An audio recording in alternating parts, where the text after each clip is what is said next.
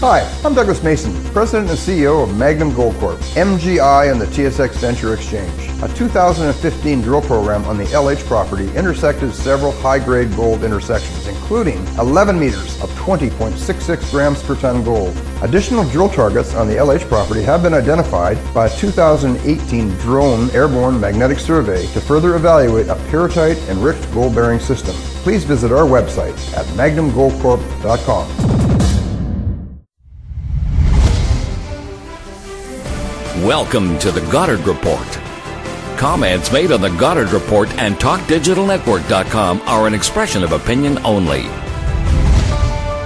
Here is Jim Goddard. My guest is Jordan Bateman, Vice President of Communications and Marketing for the Independent Contractors and Business Association. Welcome back to the show, Jordan. Thanks for having me, Jim. Jordan, you're concerned about a possible speculation tax on air. Can you tell us how that might work here in BC? Yeah, first of all, for a government that loves taxation as much as the NDP, they sure are terrible at the implementation of these taxes.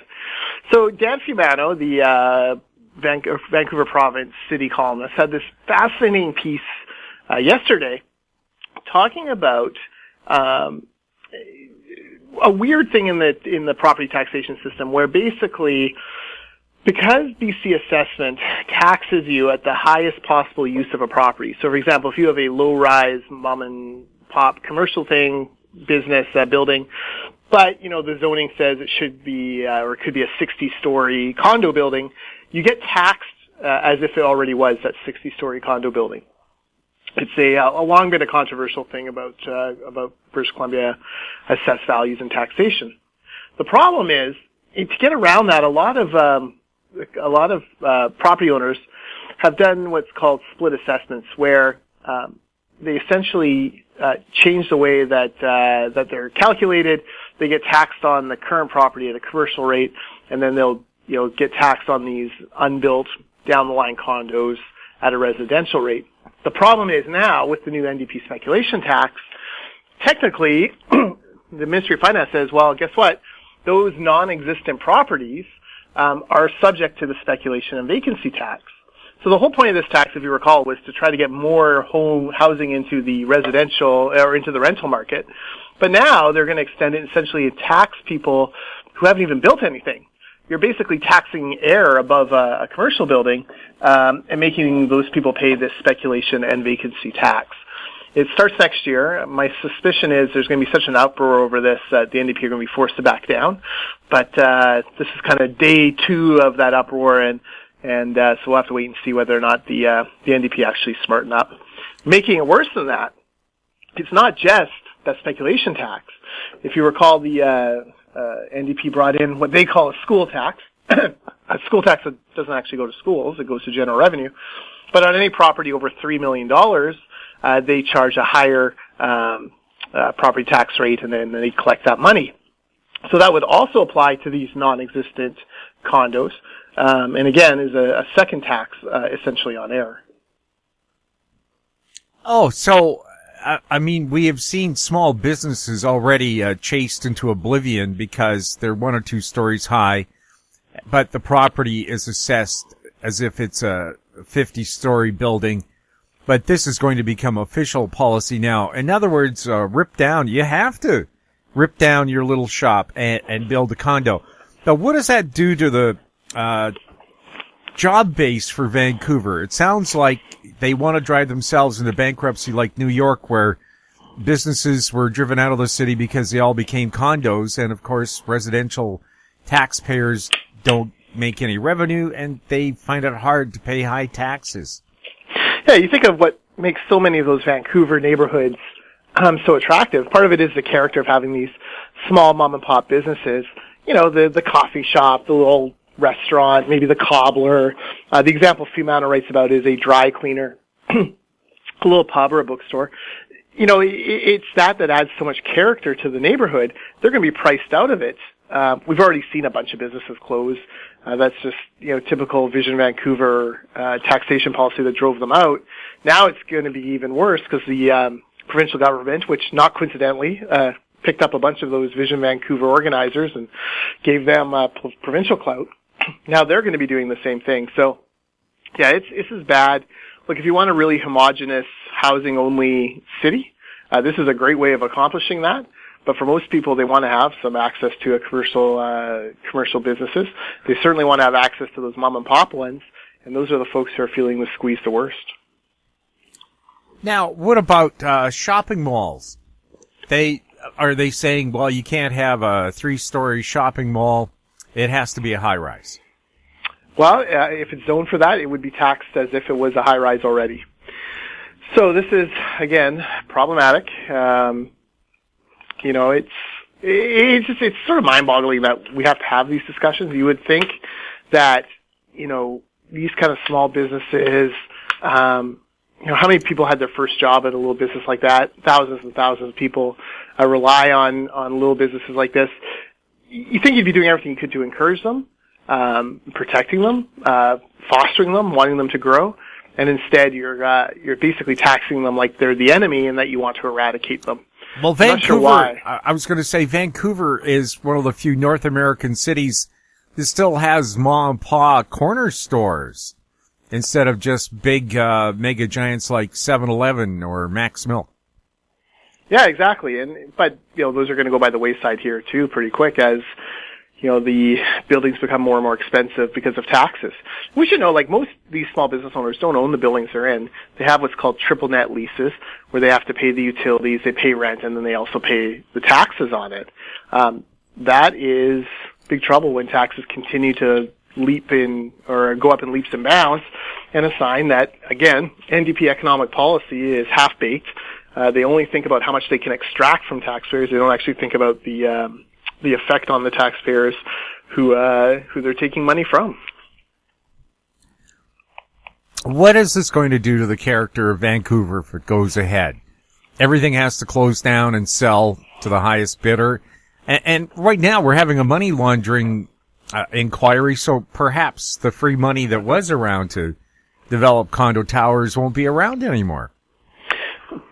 Yeah, it's going to have a very negative effect on the quality of life. It's going to have a negative effect on business. It's going to have a negative effect on the mix of residential and commercial in the city. But look, that's what the NDP want. They want to put their stamp on Vancouver, and they don't care if, apparently, if small business owners get caught in the crossfire. And that's why it's so important for small businesses to make their voices known, to go to their customers and say, hey, we need your support on issues like this, and to join groups like ours or the Canadian Federation of Independents or the BC Chamber of Commerce or the Board of Trade or, other groups that are willing to stand up and represent their interests to government. Because if they go quietly, government just feels like they're empowered to continue to kind of ram these things through over and over again. We know it's bad. Government doesn't care if it's bad, but it's our job to make sure that the small business owner is represented and heard. We'll have more with Jordan Bateman right after this. I'm Kelly Jennings, CEO of Powerband Solutions. Powerband is a cloud-based provider of auction, inventory, and finance solutions that make buying, selling, and financing vehicles more efficient. Powerband Solutions trades on the TSX Venture Exchange symbol PBX and on the OTCQB symbol PWWPF and on Frankfurt symbol 1ZV. For more information, please visit us at powerbandsolutions.com. Bateman Resources Limited is a gold exploration company with significant projects in British Columbia, Saskatchewan, and the Yukon. Trading on the TSX Venture Exchange, symbol ABN, and the pink symbol ABN-AF. Surrounded by world-class gold deposits and mines, Avon's 23,000 hectares Forest Kerr Gold Project is located in the heart of the Golden Triangle in northwestern BC. For more information, visit us at avonresources.com. Welcome back. We're speaking with Jordan Bateman. Jordan, the BC government is going to hold an inquiry into money laundering.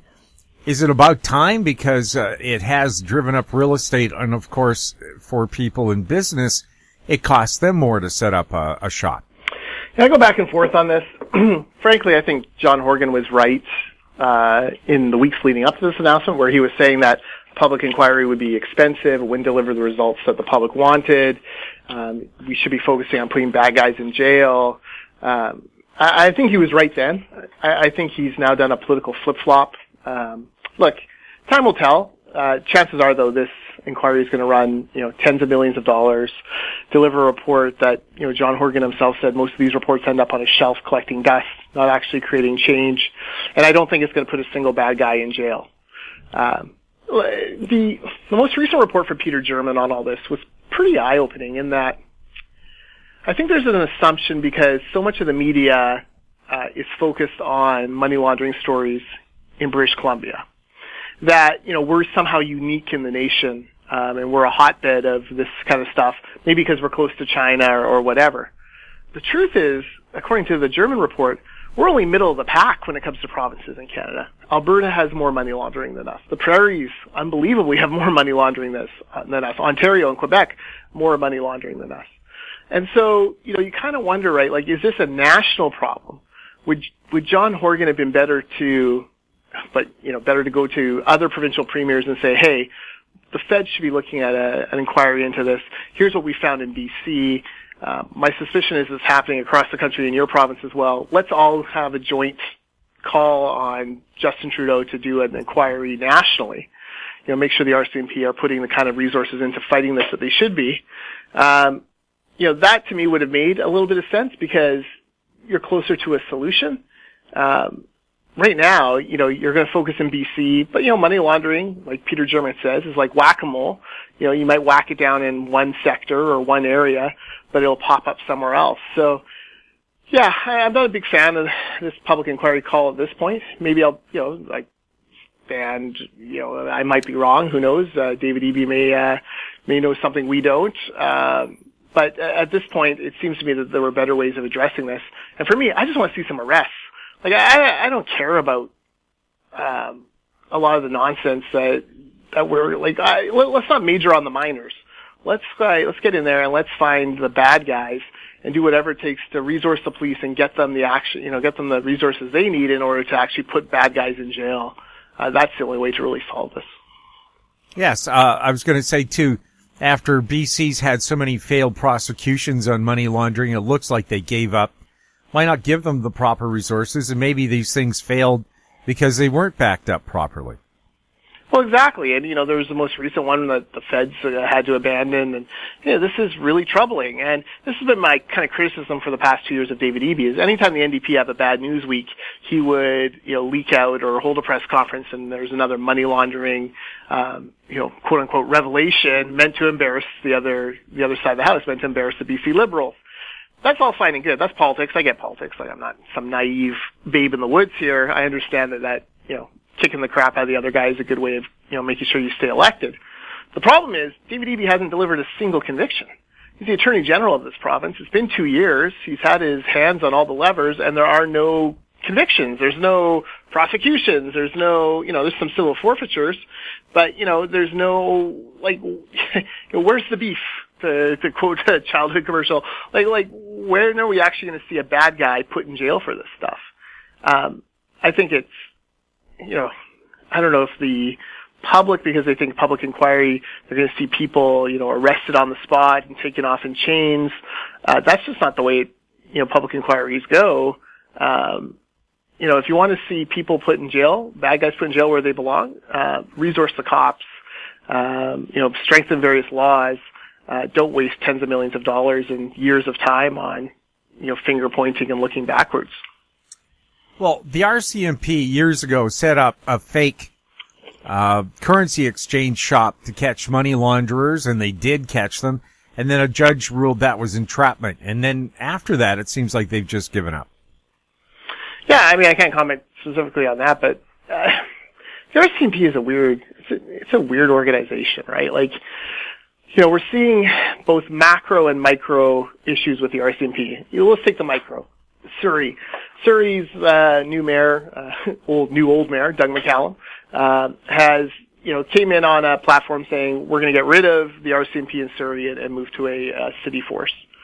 And, lo and behold, Jim, I've never seen Surrey RCMP leaders so suddenly available to the media and so readily, out there peddling how important the RCMP is. The assistant superintendent is out there doing interviews. None of this ever happened before Doug McCallum came along and said, we're going to dump you guys. So you have that on the micro. Then on the macro, you have, what David Eby found to be a shocking revelation, but which apparently Solicitor General Mike Farnworth, sitting two seats away from him in the House, knew was going on. That, there were no dedicated federal officers, federal RCMP officers working money laundering, specifically money laundering. To me, that's, that's the macro for the RCMP. Like, are the RCMP not keeping up to date on, the public uproar here in BC? Are they, just so out of ideas or so under-resourced that they can't possibly do anything? It's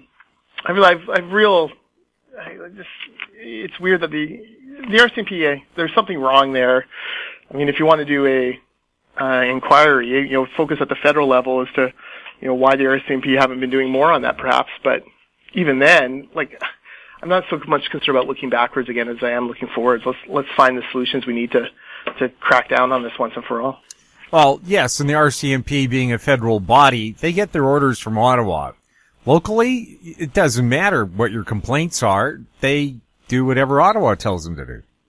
Yeah, no, exactly right. And the other thing we should say about money laundering is, it's always been around, and it probably always will be around to a degree. Bill Vander Zalm in the late 80s brought in the property transfer tax. Why? Because too many homes in British Columbia were ending up in the hands of Chinese nationals. Well, looking back now, it's probably money laundering, people moving money out of China into Canada through a variety of means, and, some of it criminal, and cleaning it up by buying property. So, we keep trying to deal with this in British Columbia, and all we end up doing is tying ourselves in knots and sending money launderers into different parts of the economy to do stuff. So it's frustrating. I don't understand the RCMP one is frustrating for me because there's such a storied organization, but at this point, you wonder, should we be looking at something more like the U.S. model of an FBI? Should the RCMP morph more into an FBI type organization and allow provinces to set up their own police departments? I'm not sure if it's beyond the scope of this public inquiry on money laundering, but the real question in Canada might be, is the RCMP broken beyond repair? We'll have more with Jordan Bateman right after this. Hi, I'm Douglas Mason, President and CEO of Rainy Mountain Royalty Corp., RMO, on the TSX Venture Exchange. Rainy Mountain Royalty Corp. is a Canadian-based mineral exploration project generator. The company currently holds multiple property interests in Ontario with joint venture partners and is seeking further joint venture partners for other drill-ready properties in our portfolio. For more information, please visit our website at rmroyalty.com or call me at 604-922-2030. Don't miss out. Stay informed. Receive the HowStreet.com weekly recap with thought-provoking podcasts, radio, and articles delivered to your inbox. Sign up for the HowStreet.com weekly recap on our homepage at HowStreet.com. Welcome back. We're speaking with Jordan Bateman. Jordan, we're hearing some positive noises about removing the steel and aluminum tariffs that have hit North America. Is that good news for the construction business? Yeah, oh man, are we ever crossing our fingers right now? And if you're a construction company owner, you're rubbing your lucky rabbit's foot. You're touching your four-leaf clover. You're doing whatever you can to make sure that this luck holds, because we desperately need to get rid of these tariffs, especially in British Columbia, where it is so expensive for us to get steel rebar from Edmonton. There isn't enough of it being produced there to actually supply us, or from back east from Hamilton. It costs us such a fortune to get it across the country. We desperately need these tariffs to evaporate. First of all, it's another barrier between us and the United States, when we should be looking at ways to tear down barriers, not add to them. And second of all, it drives up the cost of every piece of construction in this province. Every road uses steel rebar. Every dam, every transit line, every hospital, every school. You need rebar to reinforce that concrete. And if steel is too expensive, if aluminum is too expensive, it just drives up the cost of all these projects. Anything else, Jordan, you want to take a look at? Well, we're still, it's been a week or so now, or a week or two since the provincial government came out with their labor code review stuff. We are worried about the cumulative effect on all these different reviews and changes to business. It's a lot more red tape It's a lot more cost on employers. That is probably, it's death by a thousand cuts. This kind of incremental creep up in the cost of doing business in British Columbia, and a lot of it has to rest at the feet of the NDP government. They need to take this summer, go away and think about what they can do to actually encourage economic growth, what they can do to actually encourage small business growth, and come back with a plan in the fall, because the one they have right now isn't working, and it's going to choke off more business and more prosperity. We also have federal NDP leader Jagmeet Singh now, who's, I think, trying to rip a page out of the Green Party platform, where he's against anything fossil fuel, including LNG pipelines. Don't those provide a lot of jobs for Canadians? Yeah. Like 3 weeks ago, he was saying that he was for LNG, and then he turned faster than Daenerys Targaryen when the bells rang. All of a sudden he's there saying, "Oh, LNG is the end of civilization," and it's just mind-boggling. Like, this is a guy who's an environmentalist. He should be standing up and saying anything we can do to get China, India off dirty coal, off of greenhouse gas emitting power. He should be all on board for it. And this is a frustration that so many, I'm going to call them sane environmentalists have with the eco warrior movement. Like, they don't understand incrementalism as being an important step towards the end goal. If you can help reduce China's creation of greenhouse gas emissions by doing LNG in BC, you should do it. Then you still have all the economic spin-off, all the jobs, all those great things. Like, this LNG should be considered a complete win-win. And, even John Horgan, despite all the criticism I've just leveled at him, even he realizes that LNG is a win-win for the environment and for the BC economy. We need more projects like that and not fewer. Well, don't forget, up until recently, taxis ran on natural gas to help cut down on their pollution. So wouldn't it make sense for China, say, to convert their steam engines that use coal and use natural gas to heat the water to make steam? Well, of course it would. But they don't care about making sense. And, like, Jagmeet Singh doesn't care about, it's such a foolish, short-sighted plan to criticize Canada for creating this product that can actually help other countries wean themselves off of much dirtier, pollution-causing, energy sources. They should be throwing parades for the guys behind LNG Canada for being willing to do this. And instead they get criticized and treated like garbage. So, Jagmeet Singh's wrong on this. Sven Robinson hasn't been right in a long time, so he's wrong on this. It's just naked pandering to a very small sliver, very small percentage of the NDP base. And frankly, BC NDPers support LNG, even though it is considered a legacy of Christy Clark's. So, look, I don't know what votes they're going after here. It's just mind-boggling, but Jagmeet Singh has not proven to be a very credible or forward-thinking leader. And frankly, that's Justin Trudeau's best hope, is Singh is such a disaster that, maybe he can shore up some of those center-left votes and try to pip Andrew Scheer at the post. Although it seems to me Trudeau, in several cases here, is trying to out-Jagmeet. Yeah. They're all crazy going to fight this stuff. You talk about Jagmeet's crazy plan. Like, how does Trudeau paint himself as a climate warrior when he owns a pipeline? He bought the Trans Mountain Pipeline. They're going to approve it, and rightfully so. It's an important project for the national interest, and we certainly support it. But, how does he paint himself as both on this? It's just mind-boggling, and it won't work. Voters hate inauthenticity. Voters are tired of hypocritical politicians. They're exhausted of them. And they'll turf these guys out as quick as you can imagine, just because, even if they agree with where they end up, simply because of the hypocrisy involved. So, yeah, woe to incumbent politicians these days, because the public has less and less patience for the typical political tricks that usually get you power in the past half century. Jordan, thank you so much for speaking with us. Thanks for having me. My guest has been Jordan Bateman, Vice President of Communications and Marketing for the Independent Contractors and Business Association. His website, icba.ca. If you have any questions for Jordan or any of our other guests, you can send them to info@howstreet.com. Find us on Twitter at TalkDigitalNet. You can also find us on our YouTube channel, Talk Digital Network. I'm Jim Goddard. Thank you very much for listening. Comments made on the Goddard Report and TalkDigitalNetwork.com are an expression of opinion only. The Goddard Report is available online and mobile at TalkDigitalNetwork.com. The Goddard Report is a production of Howe Street Media Incorporated.